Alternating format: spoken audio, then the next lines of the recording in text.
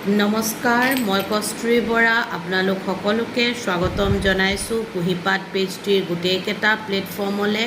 আজি মই আপোনালোকৰ মাজলৈ এটি ভিডিঅ' লৈ আহিছোঁ। এই ভিডিঅ'টি মই যোৱাকালি আপলোড কৰা লাষ্ট মোৰ ভিডিঅ'টিৰ লগত অলপ সংগতি থকা ভিডিঅ'ই হয়, কাৰণ কালি মই যিটো ভিডিঅ' দিছিলোঁ সেই ভিডিঅ'টিত মই এটা পাৰ্ট মানে যিহেতু মই আপোনালোকক কৈছোঁৱেই যে মই ছ'চিয়েল কেয়াৰ চাইক'লজিৰ ওপৰতো মানে এটা ডিগ্ৰী ল'বলৈ সক্ষম হৈছিলোঁ, আৰু তাত যি মই বস্তুখিনি ষ্টাডি কৰি পাইছিলোঁ, ৰিচাৰ্চ পেপাৰ হওক আৰ্টিকলছ হওক, তাত মই বিশেষকৈ ছ'চিয়েল কেয়াৰৰ চাইক'লজিৰ বহুত বস্তু মানে জানিবলৈ পাৰা কাৰণে দুটামান বিশেষ ছ'চিয়েল কেয়াৰ সম্পৰ্কে মই আপোনালোকৰ মাজত ভিডিঅ'টি প্ৰেৰণ কৰিব বিচাৰিছিলোঁ। সেইকাৰণে আগৰ ভিডিঅ'টিও অলপ ছ'চিয়েল কেয়াৰৰ পাৰ্টৰ ভিডিঅ' হয়।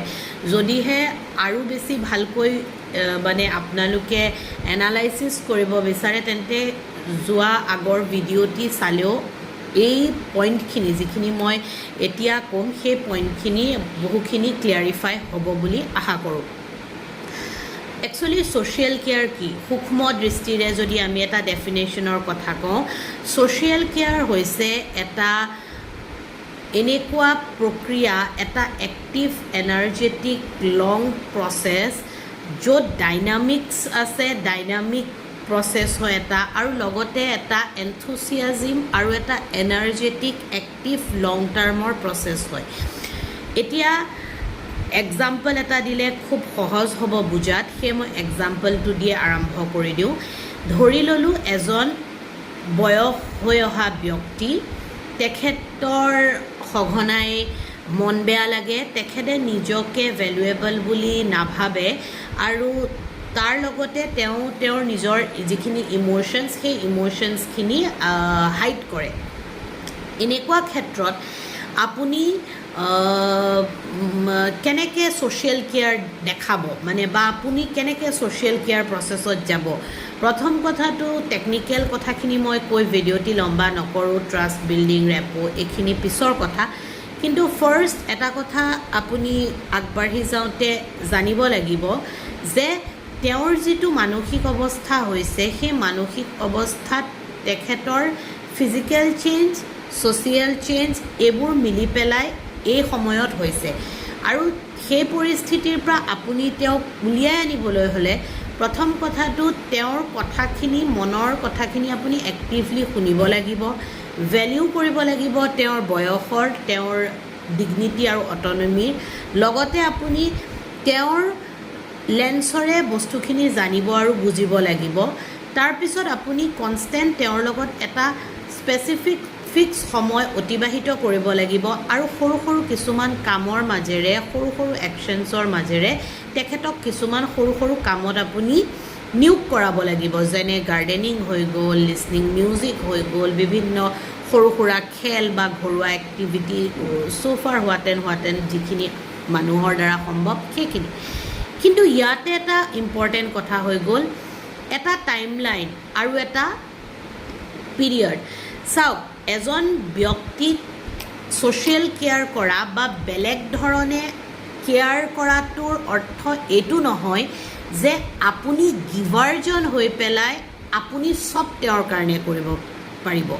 এইটো হৈছে এটা বায়' চাইক'ছ'চিয়েল প্ৰক্ৰিয়া, য'ত আপুনি কোনোবা এজনক কেয়াৰ কৰিবৰ কাৰণে তেখেতৰ কাৰণে আপুনি গোটেইখিনি কৰিব নোৱাৰে।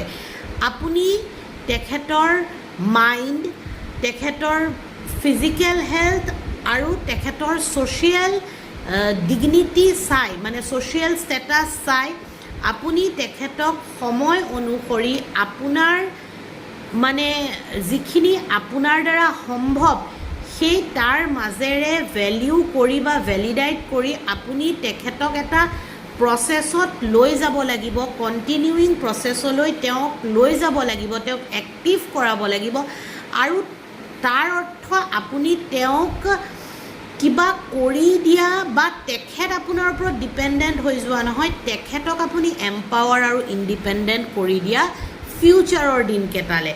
আৰু এই টাইমখিনিৰ ভিতৰত আপুনি যিটো টাইম ছেট কৰিব, তাৰ ভিতৰত যেতিয়া আপোনাৰ কণ্টিনিউৱাছ কনচিষ্টেঞ্চি প্ৰচেছটোত তেখেতে কামবোৰ কৰিব শিকি যাব বা কৰিব পাৰি যাব, তেখেতে কোপ কৰিব পাৰিব বা ছিটুৱেশ্যনটো এডাপ্ট কৰিব পাৰিব, সেইখিনিতে আপুনি নিজকে সেই কেয়াৰ গিভাৰৰ মানে ঠাইৰ পৰা আঁতৰাই নিজকে শ্বিফ্ট কৰিব লাগিব আৰু তেখেতক ইণ্ডিপেণ্ডেণ্টলি তেওঁৰ সমস্যাটোৰ লগত ডিল কৰিব পৰা পৰ্যায়ত আপুনি তেখেতক এৰি দিব লাগিব। আৰু তাৰপিছত তেখেতে নিজৰ ফালৰ পৰা নিজাববীয়াকৈ কি কৰে বা নকৰে সেইটো সম্পূৰ্ণ তেওঁৰ দ্বাৰা মানে কি হ'ব, ডাইৰেক্টেড হ'ব।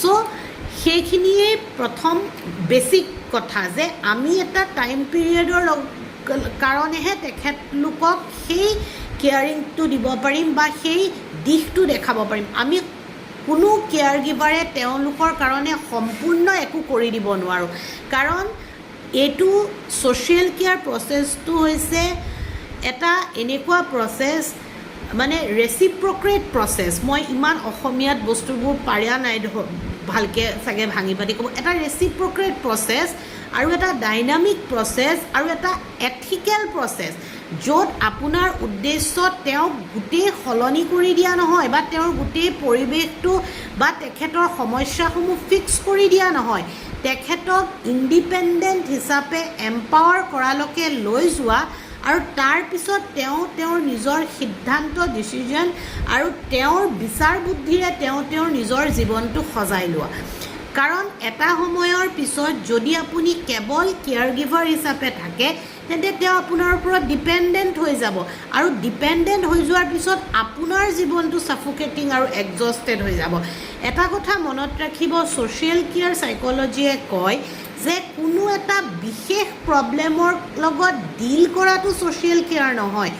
আপুনি এণ্টায়াৰ এনভাইৰনমেণ্ট, এণ্টায়াৰ ফিজিকেল আৰু চাইক'লজিকেল দিশ বিচাৰ বিবেচনা কৰি আপুনি এজন ব্যক্তিক ইণ্ডিপেণ্ডেণ্ট আৰু এম্পাৱাৰ কৰোৱা এক্টিভিটিলৈকে তেওঁক সেই কপিং এডাপ্টেশ্যন ৰিহেবিট বিল্ড কৰালৈকেহে আপুনি তেওঁৰ ছাপৰ্টাৰ বা কেয়াৰ গিভাৰ হিচাপে থাকে বা থাকিব লাগে। তাৰ পিছৰ পৰ্যায়ৰ এক্টিভিটিখিনি তেওঁ নিজে কৰিব লাগিব আৰু তেওঁ সেইখিনিৰ দ্বাৰা নিজকে পৰিচালিত কৰিব লাগিব। একদম চিম্পল হয়, কিন্তু এটা সূক্ষ্ম সিদ্ধান্ত বুলি কৈছোঁ, এটা ডেফিনেশ্যন হয় চাইক'লজিৰ, যে আপুনি কেতিয়াও কোনো ব্যক্তিৰ কাৰণে সম্পূৰ্ণ কৰি কেতিয়াও দিব নোৱাৰে আৰু তাৰ বিনিময়ত আপুনি নিজৰ ছেল্ফ কেয়াৰ আৰু ছেল্ফ আইডেণ্টিটি লুজ কৰিব নোৱাৰে। এই প্ৰচেষ্টাটোত আপুনি তেওঁৰ ডিগনিটি আৰু অট'নমিক ৰেচপেক্ট কৰি তেওঁ যিখিনি আপোনাৰ পৰা ল'ব ৰিচিভাৰ হিচাপে, সেইখিনি আপুনি তেখেতক দিয়াৰ পিছত আপুনি নিজে এটা টাইমলাইন আৰু টাইম ফ্ৰেমৰ মাজত আপোনাৰ টাস্কখিনি কমপ্লিট কৰি আপুনি সেই কামটোৰ পৰা ওলাই আহিব লাগিব, য'ত তেওঁক আপুনি এম্পাৱাৰ আৰু ইণ্ডিপেণ্ডেণ্ট কৰাৰ দিশটোহে দেখাই দিব পাৰে। আশা কৰোঁ আপোনালোকক মই যিটো ভিডিঅ' মেছেজ দিব বিচাৰিছোঁ আপোনালোকে বুজিছে আৰু এনেধৰণৰ ছ'চিয়েল কেয়াৰ চাইক'লজিৰ বাকী ভিডিঅ'সমূহ আপোনালোকৰ মাজলৈ লৈ অহাৰ চেষ্টা কৰিম। Thank you so' very much, giving you valuable time to watch my video'.